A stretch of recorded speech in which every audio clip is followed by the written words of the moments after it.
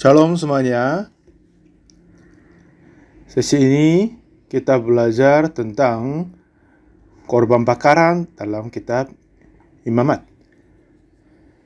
Ada banyak macam persembahan bagi Tuhan, tapi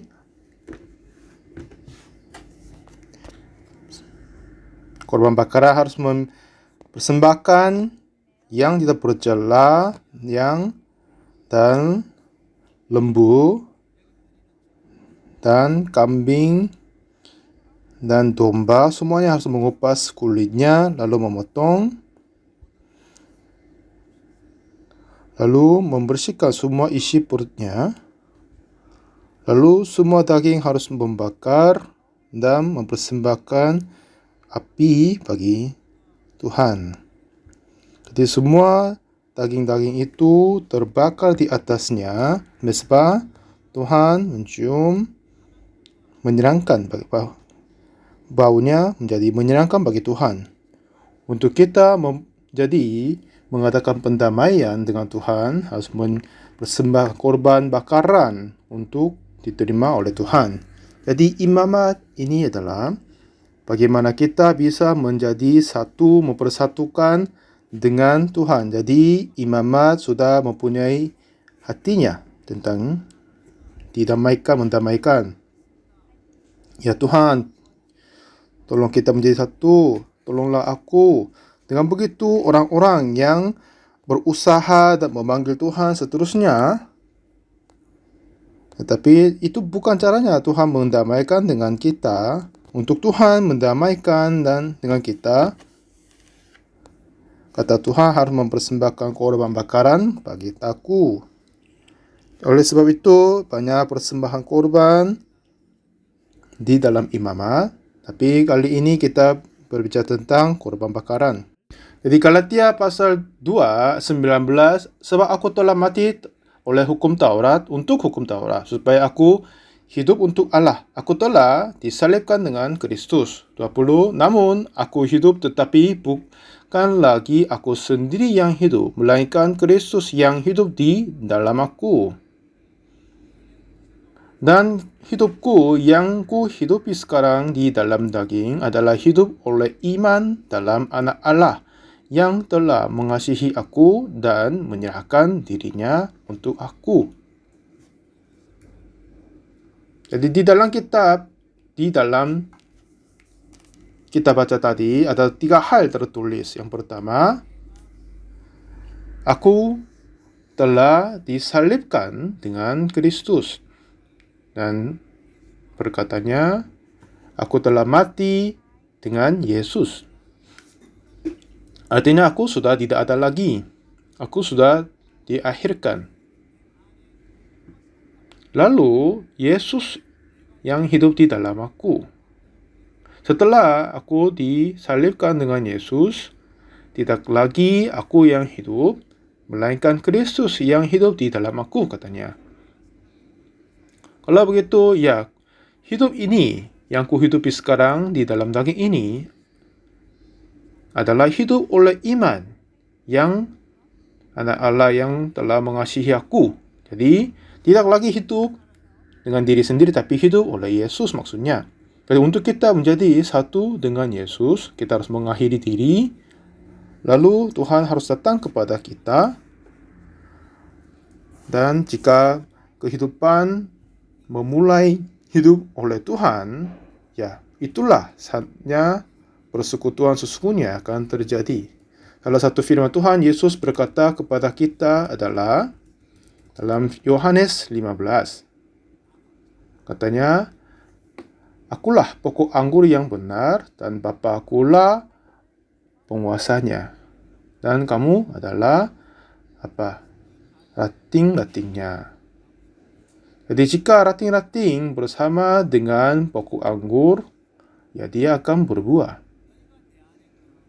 Dan jikalau kamu tinggal di dalam aku dan firman-Ku tinggal di dalam kamu, mintalah apa saja yang kamu kehendaki dan kamu akan menerimanya.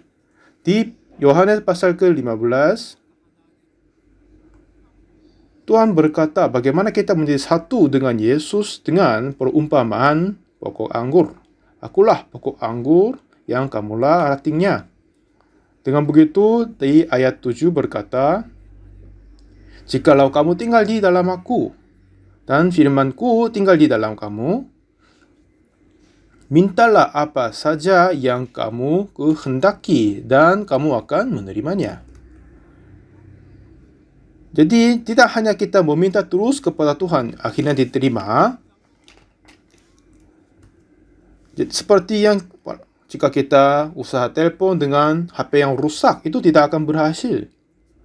Jika HP ku sudah baik,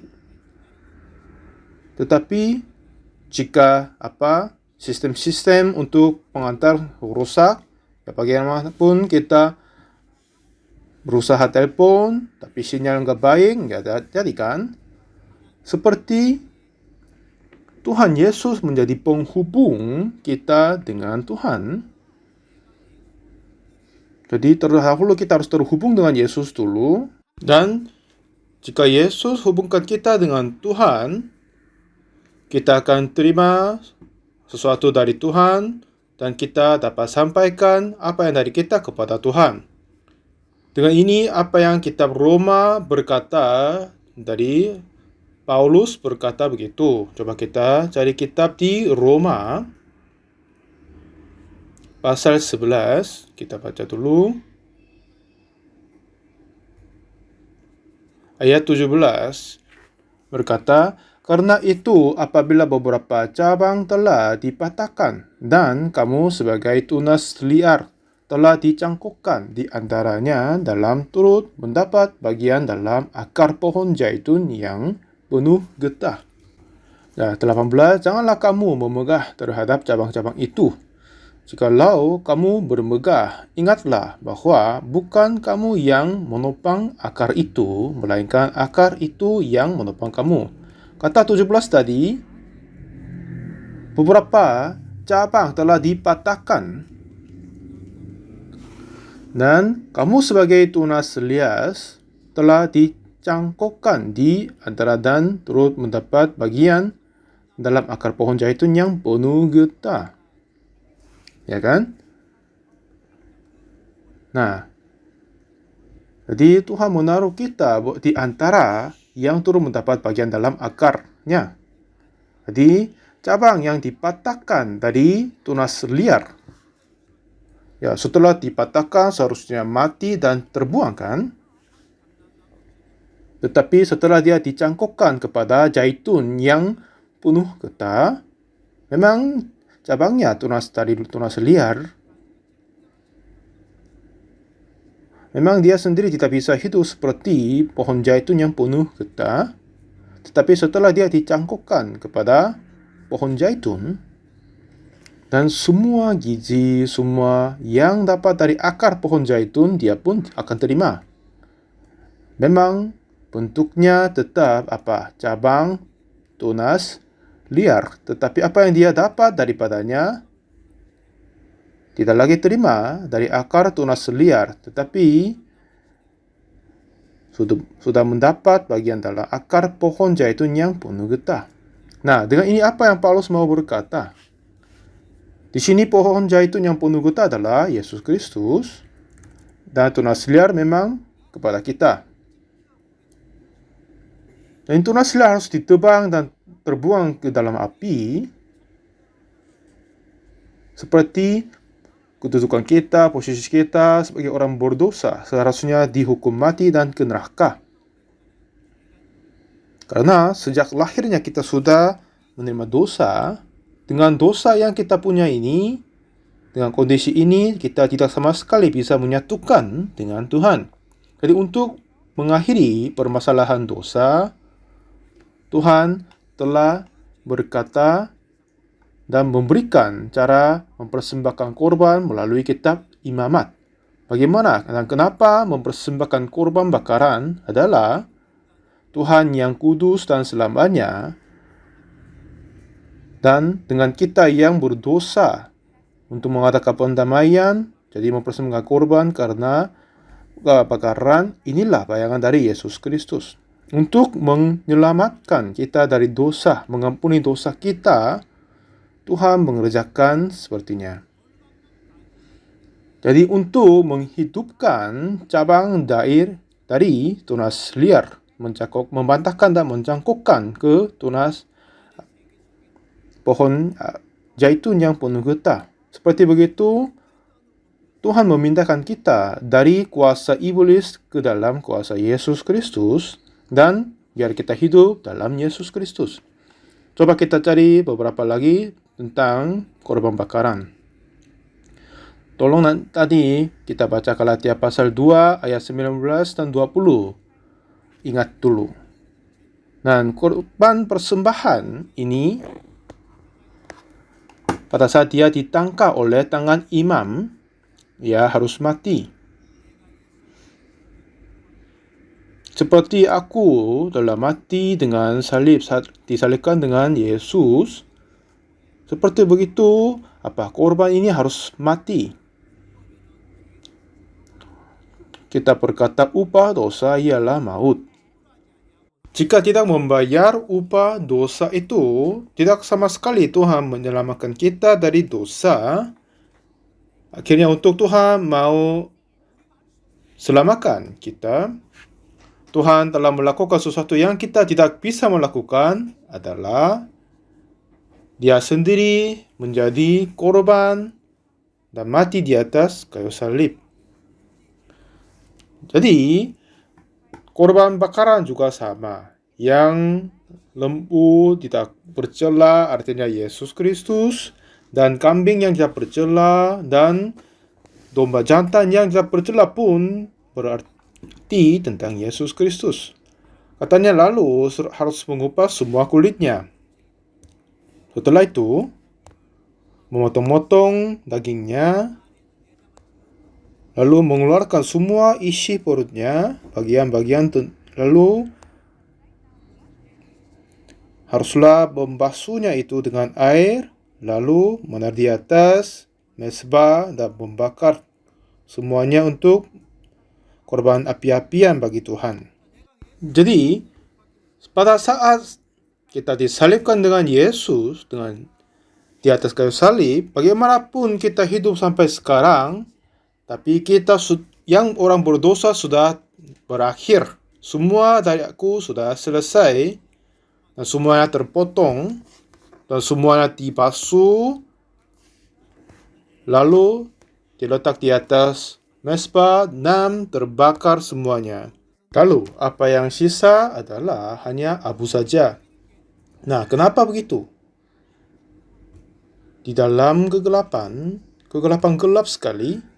Kenapa gelap ini? Ya, ambil kipas angin dan menyalakan kipas angin dan dengan besar dan cepat. Kalau begitu, semua kegelapan keluar dan masuk terangga. Gimana? Bisa enggak? Coba dulu. Jika kita menyala kipas angin itu cepat sekali dan kuat, semua kegelapan di dalam rumahnya, kamarnya dikeluarkan enggak? Dan akan masuk sinar matahari? Oh, enggak bisa kan? Tidak sama sekali bisa. Nah, untuk mengusirkan kegelapan itu harus membawa terang dulu. Menyala lilin atau menyala lampu ya. Setelah lampunya dinyala, semakin keluasan dari lampu, ya kegelapan akan kita adakan. Walaupun kegelapan yang gelap sekali, tapi setika terang dan cahaya masuk, gelap itu akan dikeluarkan. Seperti begitu, jika kita terhubung dengan Yesus Kristus, pada saat korban dipersembahkan seperti janjinya, walaupun kita tidak menjadi satukan dengan Tuhan dengan cara manusiawi diri, tetapi jika kita mempersembahkan korban yang dijanjikan oleh Tuhan, Tuhan akan terima. Lalu, oleh sebabnya telah genap janjinya, Tuhan akan mengadakan pendamaian dengan kita. Itulah korban pendamaian. Lalu, jadi Tuhan berkata kita harus mempersembahkan korban api-apian. Untuk kamu bertemu denganku, harus membawa persembahan dan mempersembahkannya. Lalu semua orang yang berbuat dosa di perjanjian lama, mereka harus mempersembahkan korban api-apian untuk menyatukan dengan Tuhan. Seperti yang saat ini kita juga sama. Tuhan Yesus menjadi korban pendamaian, korban dan korban persembahan karena dosa, dan dia sendiri menjadi korban api-apian. Untuk apa? Untuk menyatukan kita dengan Tuhan. Untuk Tuhan menyelesaikan semua permasalahan dosa kita, dia sendiri menjadi korban bakaran, korban persembahan, dan mati di atas kayu salib, dan menyelesaikan semua segalanya. Nah, lalu apa yang kita harus melakukan sekarang? Adalah melihat firman Tuhan ini dan dengar firman Tuhan ini. Lalu pada saat kita percayanya, ya, pikiranku sudah bersalah. Firman Tuhan berkata, dosaku telah diampuni. Tuhan Yesus telah menyelesaikan dan mengampuni dosaku. Jadi Tuhan boleh terima kita. Jika kita terima dan percaya ini, seperti Yohanes pasal 15 yang tadi, katanya apa? Jika kamu tinggal di dalam aku dan firmanku tinggal di dalam kamu. Jadi Tuhan Yesus, dia sendiri menjadi korban bakaran, korban api-apian, dan mati atas kayu salib. Akhirnya dia telah menyelesaikan semua dosa kita. Jika kita sungguh percaya firman-Nya itu, kita menjadi satu dengan Tuhan. Bukan kita berusaha atau meminta terus menjadi satu dengan Tuhan atau rajin ke gereja. Tetapi jika kita percaya dalam lari atau tidur atau dalam ketiduran, ya itu nggak apa-apa. Tinggal kita sungguh percaya saja. Jika kita sungguh menerima firman Tuhan, itu firman Tuhan akan mengakhiri semua pikiran kita, mengakhiri semua kegodaan kita, mengakhiri semua kekhawatiran kita. Kapan? Pada saat firman Tuhan masuk ke dalamku, firman Tuhan itu akan menguasai di dalam saya. Saat firman Tuhan menguasai di dalamku, menjajahi bagiku, kita dapat hidup untuk Tuhan, firman Tuhan, dan oleh Tuhan. Tetapi sebelum kita terima firman, hati kita penuh dengan pikiran-pikiran diri.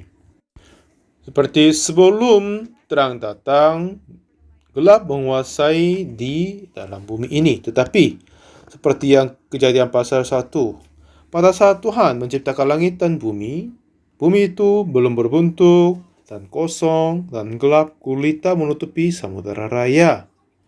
Nah, jadi terus gelap sekali di atas bumi dan kosong dan gelap gulita.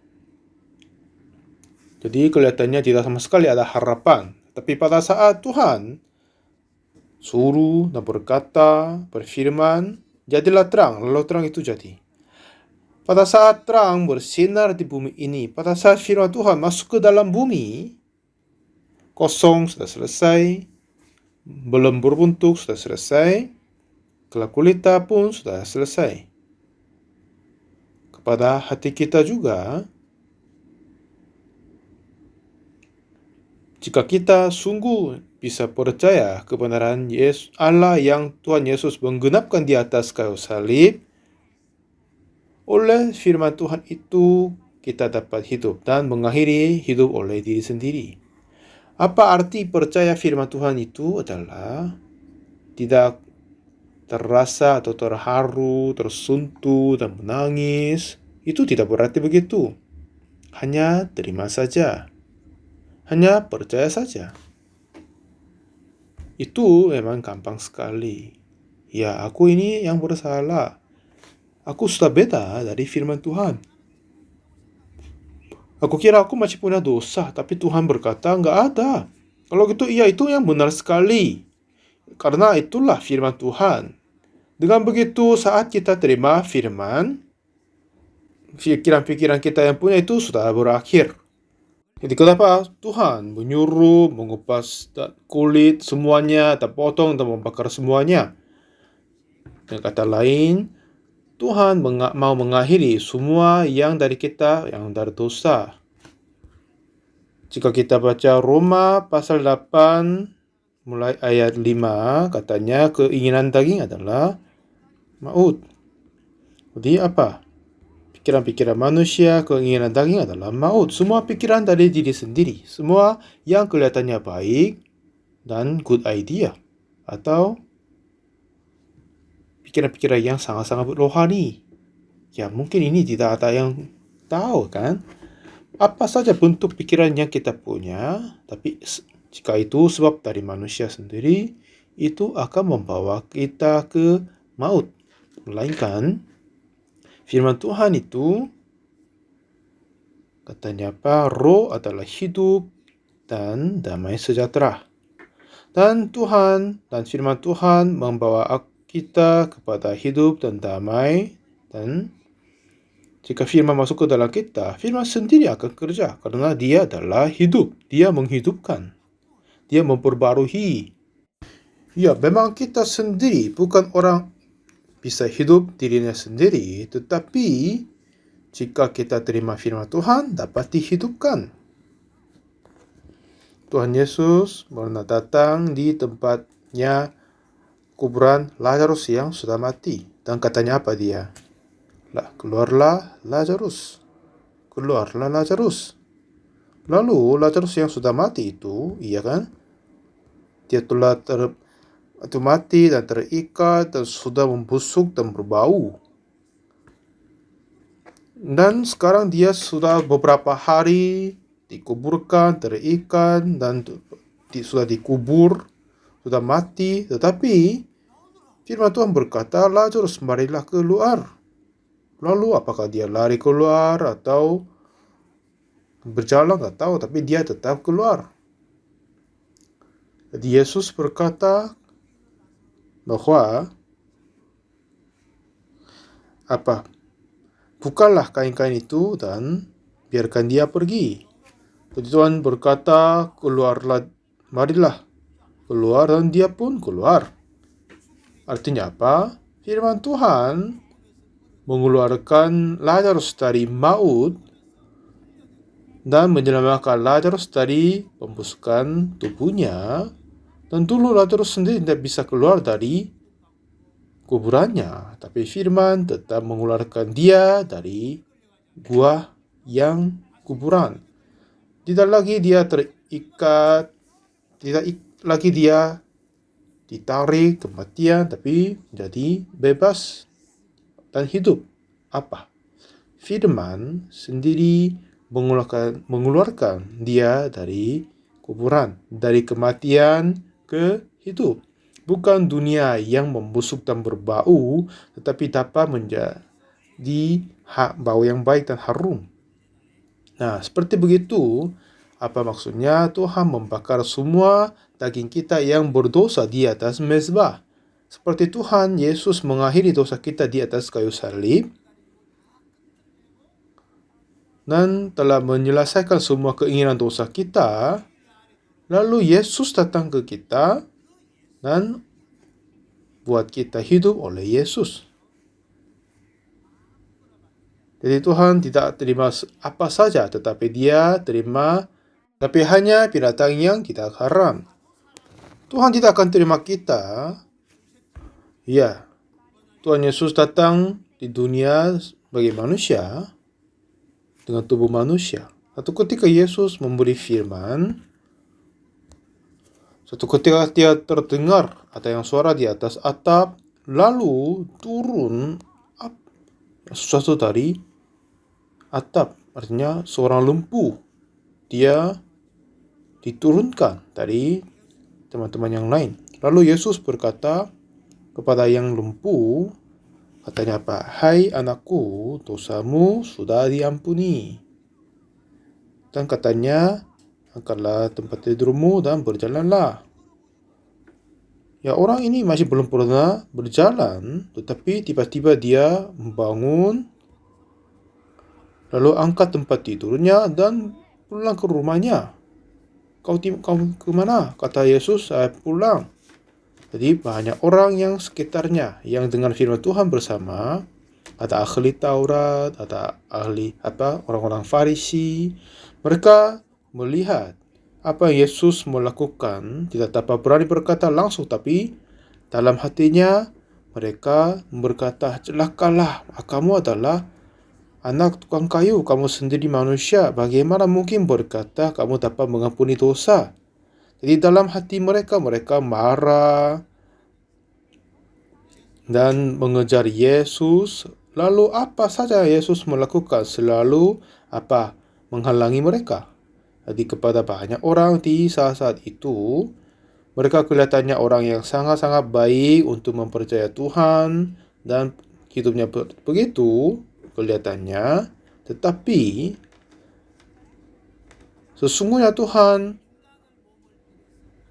mengutus Yesus sebagai tubuh manusia. Sebenarnya itu Tuhan sendiri sebagai anak dari tukang kayu. Hanya mereka melihat luar bentuknya sebagai manusia, jadi mereka menganggap manusia, tetapi mereka tidak punya pandangan bahwa Yesus adalah anak Tuhan. Akhirnya mereka dapat dengar banyak dari Tuhan, tapi hanya dengar sebagai kata manusia. Hanya dengar sebagai kata dari anak tukang kayu. Tetapi kepada firman Tuhan tidak dapat kerja kepada hati mereka. Kenapa?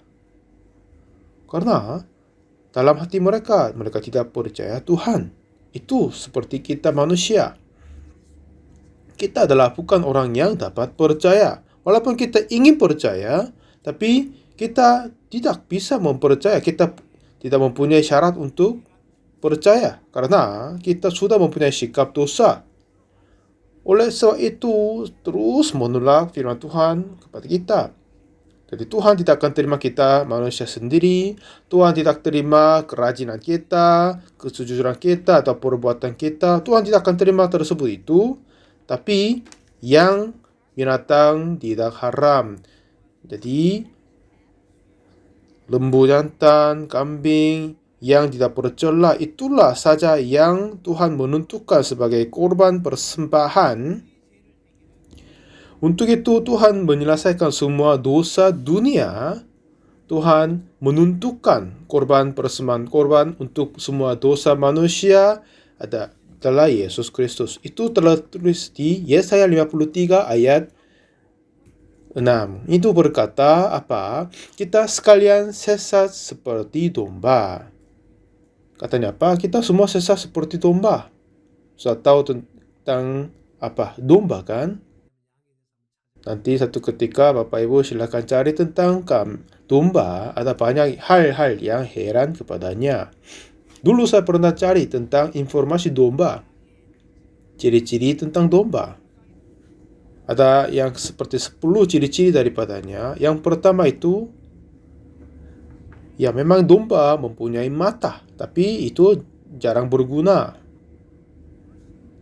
Mata itu tidak dapat melihat lebih 1 meter. Jadi jika ada yang lari-lari di depan, kiranya itu adalah gembalanya. Karena ada yang bergerak di depan itu, lalu kejar dia, ikut dia. Jadi para serigala yang makan domba, yang anjing-anjing itu, mereka hanya lari-lari di depan domba, lalu membawa kepada bukit dan lomba, lalu dia jatuh di situ, di sana dimakan. Jadi domba ini, walaupun dia punya mata, tapi itu tidak berguna. Dan jika kita melihat Ulangan 29 berkata, tetapi sampai sekarang ini Tuhan tidak memberi kamu akal budi untuk mengerti, atau mata untuk melihat, atau telinga untuk mendengar. Ini sesuatu yang Tuhan tidak sama sekali memberikan kepada kita. Nah, sesuai dengan firman Tuhan ini, Tuhan berkata kepadaku, Pak izin, kamu izin, aku tidak memberi mata untuk melihat. Apa maksudmu? Saya mempunyai mata yang baik. Dulu ya mataku terang, sudah bisa melihat banyak sekali terang, masih belum bisa pakai kacamata. So dapat lihat saya kira, tapi bukan mata ini. Dan kata Tuhannya apa lalu?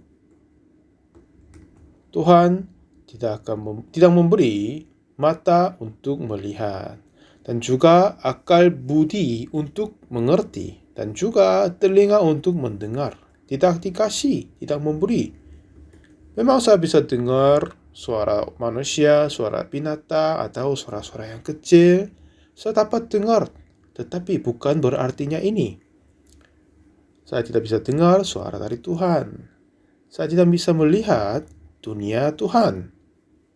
Bagaimanapun saya membaca kitab, berusaha tapi nggak bisa ngerti. Itu apa yang Tuhan tidak kasih, tidak memberi kepada kita. Tetapi mataku ini tidak bisa melihat, telinga tidak bisa mendengar. Kalau begitu tidak bisa sadar, tidak bisa mengerti. Kalau itu ini apa? Ini adalah karena orang cacat kan? Kelihatannya baik. Tidak bisa lihat, tidak bisa terdengar, tidak mengerti akal budinya. Iya, ini adalah seorang bodoh sekali kan? Dan kenapa?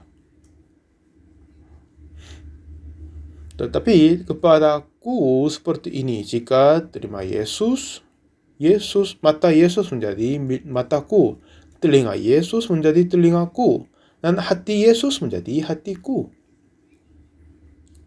Jadi dengan itu Tuhan memberi hatinya kepadaku. Biar apa? Kita dapat hidup oleh matanya Tuhan, telinganya Tuhan. Kenapa saya tidak memberi mata, akal budi, telinga dirimu sendiri? Karena tidak boleh hidup dirimu, tapi hidup oleh aku, Tuhan. Jadi setelah kita menjadi satu dengan Tuhan, seperti yang tunas liar dicangkokkan kepada pohon zaitun yang penuh getah, dia dapat menerima bagian darinya. Aku ini yang seperti tunas liar yang berdosa dulu, tetapi pada saat menjadi satu dengan Yesus Kristus yang kudus, mata Tuhan Yesus menjadi mataku, telinga Yesus menjadi telingaku, hati Yesus menjadi milikku. Kalau gitu saya bisa hidup oleh Yesus kan? Ya inilah kehendak Tuhan, maksud Tuhan. Jadi Tuhan tidak memberikan itu kepadaku. Tapi kita tertipu, akhirnya menganggap diri masih bisa melihat. Akhirnya Yesus berkata, iya, jika kamu berkata masih lihat, jadi dosamu tetap ada kepadamu. Aku ini adalah orang yang gak bisa melihat. Tetapi iblis mencobai aku, menggoda aku. Seperti domba, ya daya pandangannya kurang, jadi gak bisa lihat. Yang atas ciri-ciri yang lain coba Bapak Ibu carinya. Ini katanya apa? Kita sekalian seperti domba. Kita semua bersalah, berjalan salah, tidak baik maksudnya. Kita berusaha yang baik, tidak mau berbuat yang salah. Kita berusaha, tidak berdosa. Tapi tidak sama sekali tidak berhasil. Kita semuanya akan berbuat salah. Karena kita seperti domba dan masing-masing kita mengambil jalannya sendiri. Ya kan? Semuanya mengambil jalannya. Jadi ini seperti ciri-ciri dombanya. Jadi oleh sebab itu, semua dosanya itu Tuhan berkata, Tuhan telah menimpakan kepadanya kejahatan kita sekalian. Ini maksudnya Yesaya 53 ayat 6. Sekali lagi, kita seperti domba, masing-masing kita mengambil jalannya sendiri, tetapi Tuhan telah menimpakan kepadanya kejahatan kita sekalian. Jadi menanggungkan pada Yesus. Mulai saat itu, Tuhan Yesus sendiri bekerja untuk menyelesaikan semua dosaku. Jadi, untuk korban persembahan api-apian, orang membawa korban, mengupas kulit, dan membakar semuanya. Seperti begitu, Tuhan Yesus datang di dunia ini untuk mengampuni dosa kita. Mulai saat itu, Dia tetap bekerja untuk membenarkan kita, menguduskan kita. Untuk Dia membuat kita sebagai orang benar yang tidak sama sekali mempunyai dosa. Untuk Tuhan membuat kita mendamaikan dengan Tuhan, Dia harus mengerjakan begitu. Jadi Tuhan Yesus menjadi korban, Dia datang di dunia ini, dan Dia menjadi korban yang selamanya untuk kita. Jadi, siapa menentukan korban itu? Tuhan tidak tanya kepada kita kan? Kita tidak mengatakan pilihan kan? Tuhan yang menentukan. Yang tidak haram, yang haram Tuhan menentukan itu dapat berkata Imamat 11 mulai ayat 1 sampai seterusnya. Yang tidak haram, yang haram. Ikan yang tidak haram, ikan yang haram. Dan burung yang tidak haram, yang haram. Yang ditentukan oleh Tuhan. Memang kita tidak baca, tapi nanti Bapak Ibu silakan cari Imamat pasal 11 mulai 1 sampai 8. Nah, binatang yang tidak haram, yang binatang haram, ada yang bermamak biak, yang kukunya bersebelah. Dapat berkata ini binatang yang tidak haram. Tetapi jika kukunya sudah membelah, tetapi tidak memamak biak, atau sudah dia yang memamak biak, tetapi tidak berkuku belah, itu pun sudah najis. Jika dia tampang atau tinggi, itu tidak terhitung apakah dia memamak biak atau berkuku belah. Jika ini kedua syarat dipenuhi, Tuhan menentukan ini adalah binatang yang tidak haram. Jadi dengan itu Tuhan menentukan, dan kepada yang keledai khususnya Tuhan menyatakan lagi. Katanya anak sulung dari keledai harus memata lehernya. Jika tidak mau membunuh dia, untuk gantinya harus mempersembahkan korban untuk pengampunan dosa itu dengan seekor domba. Jika kamu butuh keledai, harus mempersembahkan ganti dengan kambing, domba yang anak domba. Jadi keledai tidak boleh dihidupkan, harus mati dia. Tetapi jika kamu mau hidupkan dia, selamatkan dia, dengan gratis enggak jadi. Dengan pengusahaanmu rajin, yaitu tidak boleh. Atau doa malam-malam tidak berguna. Bagaimanapun Anda meminta bagiku, kan boleh. Tapi untuk kau mau selamatkan anak keledai itu, harus mempersembahkan anak domba untuk gantinya, lalu selamatkannya. Jadi coba kita cari di kitab di Keluaran pasal 13 mulai ayat 13. Coba kita semua carinya. Ya, coba kita baca. Tetapi setiap anak keledai yang lahir terdahulu kau tebuslah dengan seekor domba. Atau jika engkau tidak menebusnya, engkau harus mematahkan batang lehernya. Tetapi mengenai manusia, setiap anak sulung di antara anak-anakmu laki-laki haruslah kau tebus. Nah, firman Tuhan yang seperti ini sudah tertulis Keluaran 34 ayat 20. Ya, kita nggak cari hari ini, tapi nanti Bapak Ibu cari. Tuhan sudah berkata ini 2 kali, karena ini adalah sangat penting. Seharusnya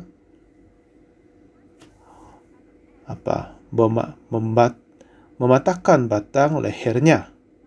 Jadi anak keledai berarti kita, aku, dan kita semua manusia.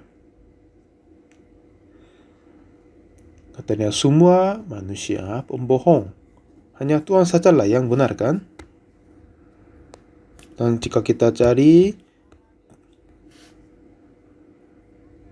Kejadian 6 ayat 5. Kejahatan manusia besar di bumi dan bahwa segala kecenderungan hatinya selalu membuahkan kejahatan semata-mata. Maksudnya apa? Pada saat Tuhan melihat aku, Tuhan tidak akan melihat kulitku atau kelihatanku, atau Tuhan tidak sama sekali melihat perbuatanku yang rajin atau hatiku yang berusaha. Tetapi dia melihat hatiku yang tengah-tengahnya. Dan di dalam hatimu, Pak Kijin, kamu ini, ya, semua kecenderungan hati yang membuatkan kejahatan sudah ada di dalammu. Jadi, pikiranmu, rancanganmu, jalanmu, bagaimanapun kamu berusaha berpikir baik, tetapi itu sudah berjahat. Bagaimanapun kami mempunyai rencana yang terbaik, tapi rencana itu sendiri sudah menjadi jahat. Kenapa? Karena di dalam hatimu sudah kejahatan manusia ada di dalammu, sudah dosanya ada di dalammu, dan menguasai dan menutupi di dalammu. Akhir-akhirnya pikiranmu jahat sekali. Satu kali saja? Tidak. Tapi katanya apa? Selama-lamanya, semata-mata.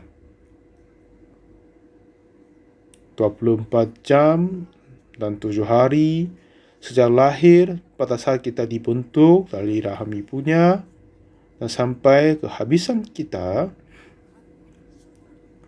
tidak satu titik pun kamu tidak mempunyai benar dirimu sendiri. Ini apa maksudnya lagi? Ini maksudnya Kejadian 6 ayat 5. Kejahatan manusia.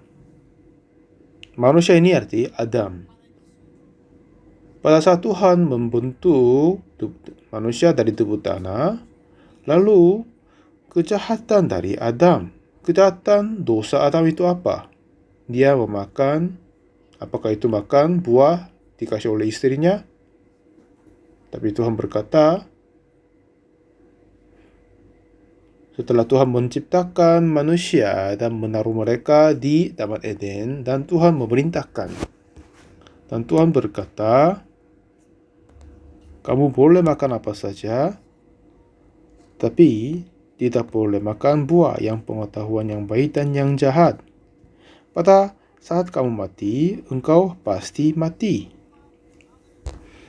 Jadi Tuhan berkata, tidak boleh makan, pasti engkau mati, katanya. Tapi lalu Adam menerima kata dari iblis. Setelah Hawa dengar suara iblis, ular itu kelihatannya baik dimakan, kelihatannya enak. Jika saya makan, saya pasti akan menjadi hikmat dan baik. Setelah dia dikuasai oleh iblis, lalu dia mengulurkan tangan dan makan buahnya. Lalu sampaikan kepada suaminya, dan suaminya pun makannya. Lalu matanya terbuka, baru sadar mereka terlanjang. Lalu mereka menyembunyikan mereka diri. Lalu mereka hidup dengan kondisi itu. Satu ketika Tuhan datang di Taman Eden. Setelah mereka dengar suara Tuhan, mereka menyembunyikan diri karena takut. Karena mereka terlanjang. Di manakah engkau? Katanya, aku takut dan menyembunyikan diri karena aku terlanjang. Siapa berkata kepadamu kamu tersembunyi? Apa kamu makan itu? Dia tidak menjawab langsung iya, tapi kata dia adalah, perempuan yang kau tetapkan di sisiku, dialah yang memberi dari buah pohon itu kepadaku, maka aku makan. Maksudnya apa? Aku tidak mau makan itu, tapi karena engkau kasih perempuan ini, jadi saya makan. Jika engkau tidak kasih perempuan ini, saya tidak akan makan. Ya, aku akan masalah, tapi perempuan ini adalah masalah juga. Jadi, ini bagaimana manusia membuat dosa dan hati dia terjadi bagaimana ini. Lalu Tuhan tanyakan kepada perempuan, apa yang telah kau berbuat ini? Katanya, ular itu yang memperdayakan aku, maka aku makan. Lalu Tuhan kata kepada ular, karena engkau berbuat demikian, terkutuklah engkau di antara segala ternak dan di antara segala binatang hutan. Jadi menghukum dia, menghakimi dia. Jadi masalahnya apa? Makan buah itu, ya memang itu yang bersalah, berjahat. Tapi yang sebelumnya, dia telah menolak firman Tuhan, terima kata ular. Dengan ini dosa masuk ke dalam hati orang, lalu dia berbuat kejahatan. Terdahulu apa yang termasuk ke dalam hati manusia Adam adalah dia membuang Tuhan dan terima dosa. Hati yang seharusnya ada firman Tuhan saja, tapi menolak firman dan dengar kata dan pikiran dari ular dan iblis, dan pikiran itu buat dia makan buah yang pengetahuan yang baik dan yang jahat. Setelah pikiran itu masuk ke dalamnya, dia tertarik olehnya. Jadi sebabnya semua pikiran manusia adalah sama dosa. Kita hanya mau memperbarui, mengganti perbuatan-perbuatan yang bersalah. Tetapi di dalam hati kita yang dosa yang sesungguhnya, yang menolak Tuhan dan terima iblis tetap ada. Jadi kita semuanya sudah bersalah. Akhirnya menyelesaikan, mengakhiri daging diri dan menerima Yesus dan hidup oleh Yesus. Nah, jadi binatang yang tidak haram dan haram itu memang Tuhan dibagikan. Dan keledai adalah semacam binatang haram, tapi jadi Tuhan berkata harus membunuh dia. Memang dia sendiri menjadi binatang haram, itu pun sedih, tapi telah tertentu sebelum lahirnya. Seperti kita, separuh langsung kita lahir sadar apa? Kita menjadi orang sudah berdosa. Walaupun kita berusaha tidak berbuat salah, tapi kita tetap bersalah. Kita ingin hidup baik, kita hidup dengan jujur, kita ingin hidup berbahagia, kita tidak mau membenci yang lain. Tapi bagaimanapun kita tidak mau melakukannya, tapi makin banyak kita berbuatnya. Kenapa? Karena dosa yang di dalam aku dan membawa kita dan menarik kita kepada dosa. Kita tidak punya daya menolaknya. Jadi sikap dosa itu telah dalam ada manusia. Jadi Tuhan berkata mematahkan leher keledai, harus membunuh dia. Jadi upah dosa ialah maut. Roma 6 ayat 23 berkata gitu kan? Katanya upah dosa ialah maut. Tetapi jadi hukuman Tuhan adalah apa saja dosa itu seharusnya membayar, dilunasin oleh umat maut. Jadi diri sendiri nggak punya jalan. Akhirnya seperti Tuhan berkata mematahkan leher keledai. Tapi jika mau biar dia hidup harus menembus dengan anak domba. Anak domba ini adalah bayangan dari Yesus Kristus. Jadi Tuhan akan terima binatang yang tidak haram, yaitu Yesus Kristus. Untuk Tuhan menerima kita, menyelamatkan kita dari dosa, dia sendiri mengutus anaknya tunggal, Yesus Kristus. Dan dia mati di atas kayu salib karena dosaku dan dosamu, dan mengeluarkan kita dari kuasa maut, lalu memindahkan kita dunia hidup. Jadi menebus dia.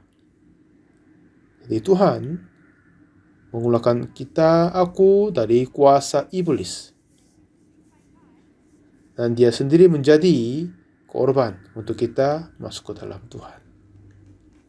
Jadi satu ketika Yesus bertemu seorang perempuan yang tangkap dalam perzinahan di Yohanes pasal 8. Dia tertangkap basah di tempatnya dan banyak orang di sana berkata harus perempuan ini dilempar batu dan mati. Kenapa? Dia menghadapi kepada hukum Taurat. Dengan itu tidak punya jalan, tidak dapat diselamatkan. Dia harus mati di sana. Jika dia ingin atau tidak ingin, dia tetap berbuat dosa, berzina, dan tangkap di tempatnya. Dia sendiri tidak punya jalan, cara menyelamatkan diri. Semua orang di sana datang membawa batu untuk melemparnya. Tetapi waktu ini sayang sekali hanya membunuh dia, melemparnya. Mari kita mencoba Yesus dengan kasus ini. Dia berkata kasih, kasih. Tapi coba kita membawa perempuan ini, mari kita coba Yesus. Jika Tuhan biar dia hidup, dia akan mengalahkan hukum Musa, kan? Ya, benar sekali. Jika Tuhan berkata bunuh dia, menghukum dia seperti sesuai dengan hukum Taurat, kalau gitu Tuhan Yesus berkata kasih Tuhan sampai sekarang itu sudah berbohong. Jadi bagus idenya. Jadi mereka menempatkan perempuan di depan Yesus, lalu tanyakan kepadanya, Tuhan Yesus, perempuan ini tertangkap basah ketika ia sedang berbuat zina. Musa dalam hukum Taurat memerintahkan kita untuk melempari perempuan-perempuan yang demikian. Apakah pendapatmu tentang hal itu? Mereka tanyakan ini kan, untuk selamatkan perempuan ini? Tidak, sama sekali tidak.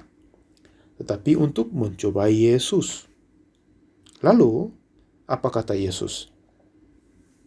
Dia tidak berkata apa-apa, hanya dia tulis sesuatu di tanah. Lalu, dia berkata kepada mereka, barang siapa di antara kamu tidak berdosa, hendaklah ia yang pertama melemparkan batu kepada perempuan itu. Lalu dia membungkuk pula menulis lagi. Lalu ada suara tuk tuk tuk tuk, ada yang jatuh. Dari tua sampai ke muda, semuanya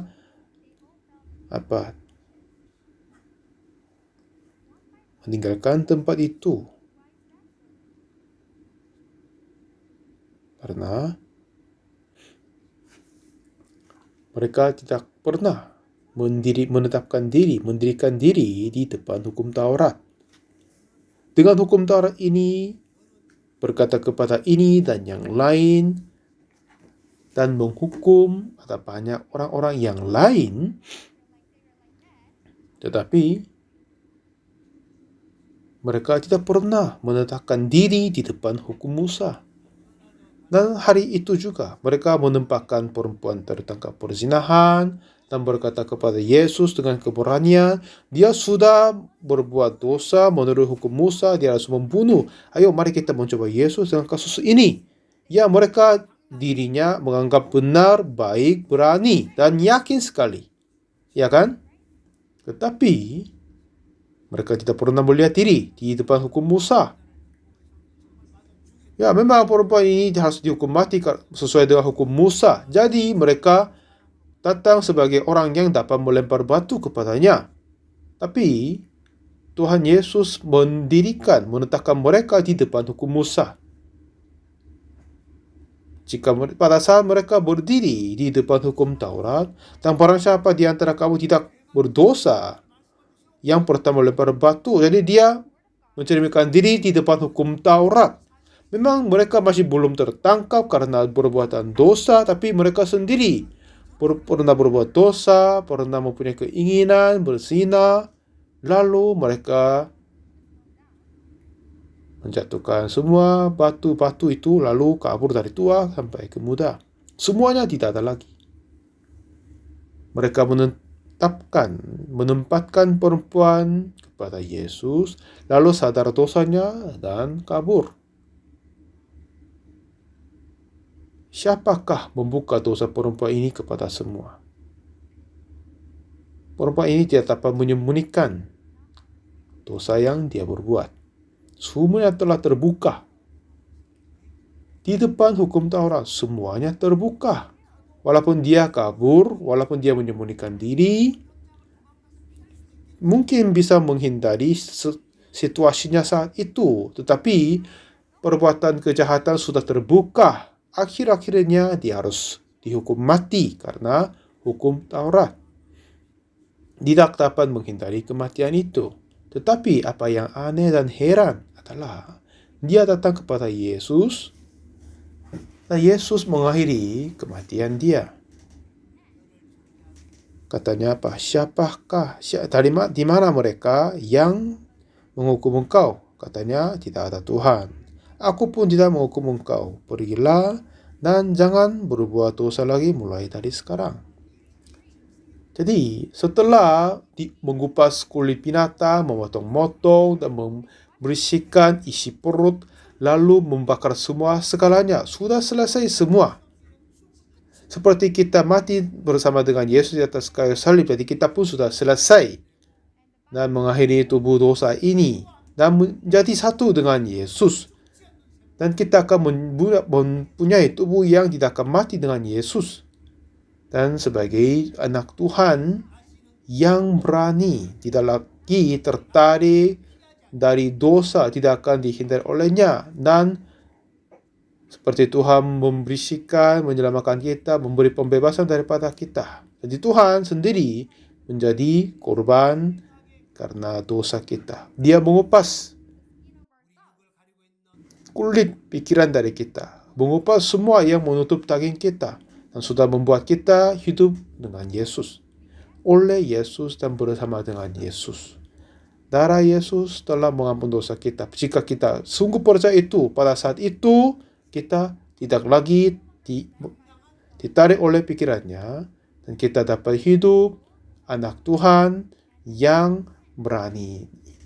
Tuhan menjadi persembahan kita, persembahan bakaran kita. Kita memperoleh hidup Dia dan mengupas kulit kita dan menerima Yesus, dan semoga kita dapat hidup oleh Yesus. Terima kasih banyak semua.